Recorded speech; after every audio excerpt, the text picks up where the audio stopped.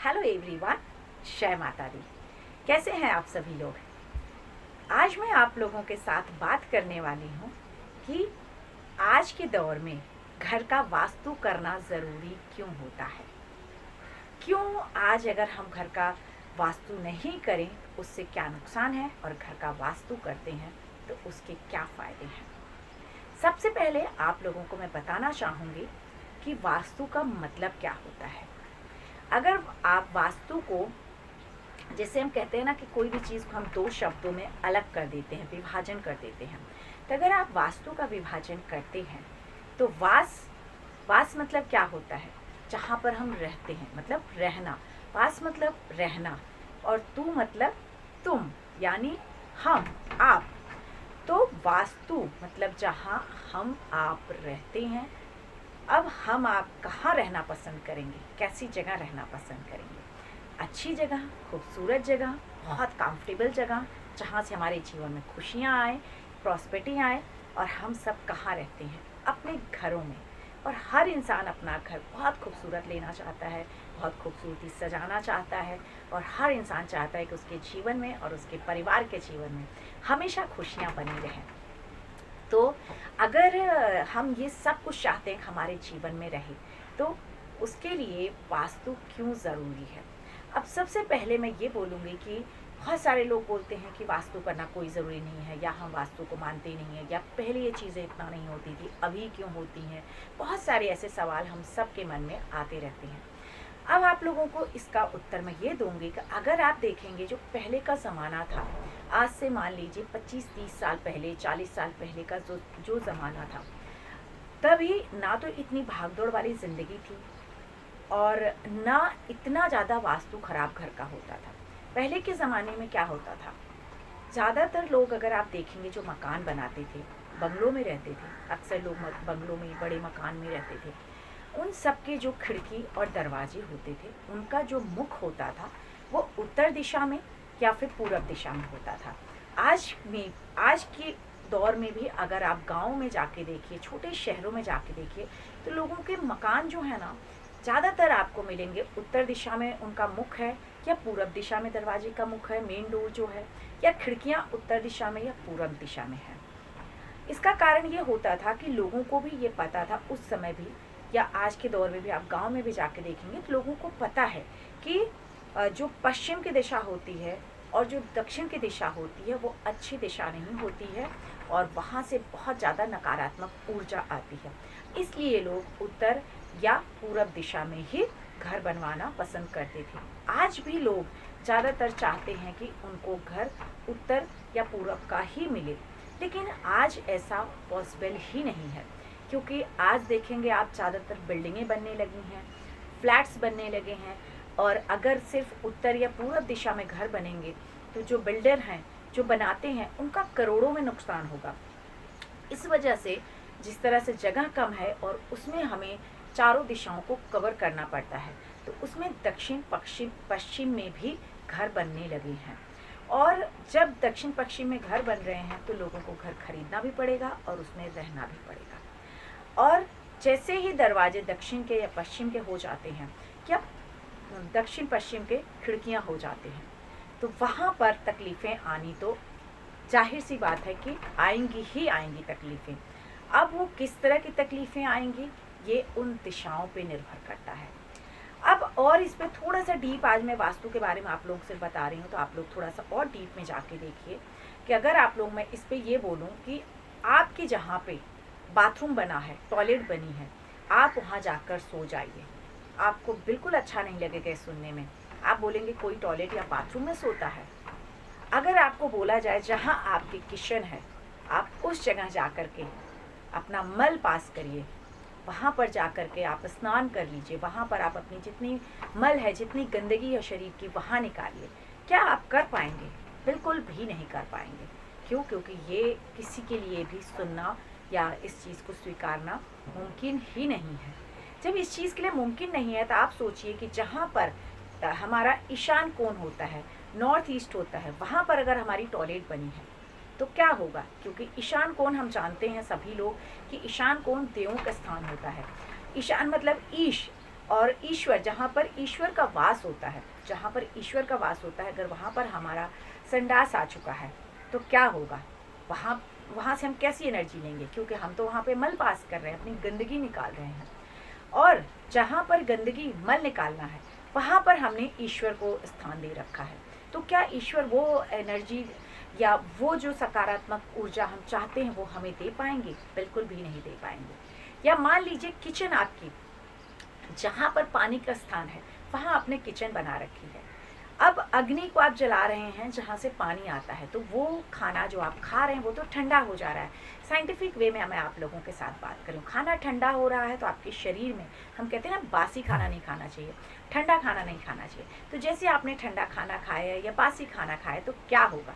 शरीर आपका बीमार होने लगेगा, चिड़चिड़े होने लगेंगे, शरीर में तकलीफ़ें शुरू हो जाएंगी, तरह तरह की बीमारियाँ, हड्डियों की तकलीफ़ें, मानसिक पीड़ा, गुस्सा आना, चिड़चिड़ापन होना, ये सब शुरू हो जाएगा। इस तरह के हर दिशा के अपने जो दिशा है उनके हिसाब से, वहाँ के हिसाब से आपको अच्छे फल या बुरे फल मिलते हैं। आज मैं सिर्फ आपको वास्तु के लिए बताना चाहती हूँ हम सबको अपने घर का वास्तु क्यों करना चाहिए। अब बहुत बार लोग बोलते हैं हम क्यों 50,000 1 लाख रुपए या जो भी जितना भी खर्चा आता है हम क्यों वास्तु में खर्चा करें। मान लीजिए आप नहीं खर्चा करते हैं, नहीं करते हैं वास्तु, लेकिन घर में खुदा न खास्ता, भगवान न करे, किसी को बीमारी आ गई, कोई भी बीमारी आ गई, अगर उसमें 10 लाख रुपए भी लगने वाले हैं, 15 लाख रुपए भी लगने वाले हैं, तो क्या नहीं लगाएंगे आप? ज़रूर लगाएंगे, कैसे भी करके लगाएंगे। कितने लोग हैं जो घर बेच देते हैं, अपने जेवरात बेच देते हैं, ज़मीनें बेच देते हैं, मतलब उन्हें ये होता है बस ये इंसान ठीक हो जाए। लेकिन घर के वास्तु के लिए अगर किसी वास्तु वाले ने बोला कि आपको 1,50,000 खर्चा करना पड़ेगा, तो कहेंगे हम तो नहीं कर सकते जी, हमारे पास तो ये पैसे ही नहीं हैं। अब आपका जहाँ पे टॉयलेट होना चाहिए वहाँ पे जहाँ पे टॉयलेट होना चाहिए वहाँ आपके देवों का स्थान हो गया है, और जहाँ देवों का स्थान होना चाहिए वहाँ आपने टॉयलेट बना रखी है। जहाँ पे आपका पानी पीने का होना चाहिए वहाँ पर आपने अग्नि को प्रज्वलित कर रखा है, और जहाँ पे अग्नि प्रज्वलित होना चाहिए वहाँ पर आपने पानी बना रखा है। कैसे आपके घर में कैसे एनर्जी आएगी? जहाँ बच्चों को सोने का कमरा होना चाहिए वहाँ पर शायद कपल्स सो रहे हैं। मान लीजिए हम कहते हैं जो नॉर्थ का एरिया होता है, north west, north east, specially जो नॉर्थ वेस्ट होता है वो पढ़ने वाले बच्चों के लिए होता है। अगर वहाँ पर कपल सोएंगे तो उनके रिश्ते बिल्कुल ठंडे हो जाएंगे। आप लोग खुद ये अपने जीवन में आजमा के देखिएगा, और अगर आपका घर ऐसा है तो आप खुद महसूस करेंगे कि आपके घर में कितनी किचकिच रहती होगी, बीमारियाँ रहती होंगी। घर की स्त्री, मान लीजिए आग्नेय कोण पे आपका किचन नहीं है, घर की स्त्री या तो हमेशा बीमार रहेगी या चिड़चिड़ी हो जाएगी। आप उसे कोई बात बोलेंगे तो वो गुस्से में ही पहले जवाब देगी, पहले ना ही बोलेगी, बाद में आपको वो हाँ बोलेगी। अगर आपने बच्चों को साउथ वेस्ट में सुला रहे हैं तो आप देखेंगे आपके बच्चे बहुत लेज़ी हो जाएंगे, ज़्यादातर टाइम वो सोते रहेंगे, ज़्यादातर टाइम आप देखेंगे तो उनके उठने बैठने का समय नहीं रहेगा, क्योंकि आपके घर का वास्तु खराब है। और एक छोटी सी टिप्स, क्योंकि वीडियो में लंबा नहीं करना चाहती हूँ, छोटी सी टिप्स दूंगी। मान लीजिए किसी का घर साउथ ईस्ट में है, साउथ का दरवाजा है लेकिन कॉर्नर ईस्ट है, साउथ ईस्ट में है, आप देखिएगा अगर आपका घर ऐसा है, साउथ ईस्ट में दरवाजा आपका आता है, मेन डोर का साउथ ईस्ट में है, आपके घर में फायर एनर्जी एक्टिव रहेगी, क्योंकि वहाँ पर वो आग्नेय कोण है, वहाँ पर हम खाना बनाते हैं, अग्नि प्रज्वलित करते हैं। आपके घर के जितने भी लोग होंगे, जितने भी मेंबर होंगे, वो हमेशा गुस्से में रहते होंगे, हमेशा हर छोटी छोटी बात पे ऐसा लगेगा कितना गुस्सा आ जाएगा लोगों को कि घर में लड़ाई झगड़े जैसा माहौल हो जाएगा। सब लोग एक दूसरे से छोटी छोटी बातों पे गुस्सा करने लगेंगे। घर में लोगों को बड़ी बीमारियां आ सकती हैं, जैसे हार्ट अटैक हो गया, कोलेस्ट्रॉल बढ़ जाएगा, बीपी हाई रहेगा, और हमेशा आप देखेंगे तो टेंशन, क्योंकि फायर एक्टिव है, फायर एनर्जी है, तो बिना बात के लोगों से आपके रिश्ते खराब होते रहेंगे। आप हमेशा देखेंगे घर में तकलीफ़ें चलती रहेंगी। एक और टिप्स आपको नोटिस करिएगा, टिप्स नहीं दे रही हूँ, सॉरी, नेक्स्ट वीडियो में मैं टिप्स वगैरह को पर बात करूँगी। अगर आपका घर पश्चिम में है या दक्षिण पश्चिम में आपका घर है तो आप देखेंगे आपके घर में कोर्ट कचहरी हो जाएगी, या लोग इस तरह धमकी देंगे कि आपको कोर्ट कचहरी में फंसा देंगे, या ऐसी चीज़ों में फंसा देंगे जहां हमेशा आपके काम पे असर होता रहेगा। आपके पैरों की तकलीफ हो जाएगी, आपके पैरों की सर्जरी तक करवा सकते हैं, क्योंकि वो शनि देव का एरिया आता है, तो शनि देव को अगर आपको पता होगा, साइंटिफिक वे में आप देखिएगा, हम उन्हें कहते हैं शनि देव धीरे धीरे चलते हैं। क्यों धीरे धीरे चलते हैं? क्योंकि एक पैर से शनि देव थोड़े से लंगड़े थे, इस वजह से वो धीरे धीरे चलते हैं। तो उस दिशा में जैसे ही आपका दरवाज़ा आता है, घर आता है, पैरों की तकलीफ, जोड़ों की तकलीफ, कोलेस्ट्रॉल की तकलीफ, सर्जरी तक आपके पैरों को होगी।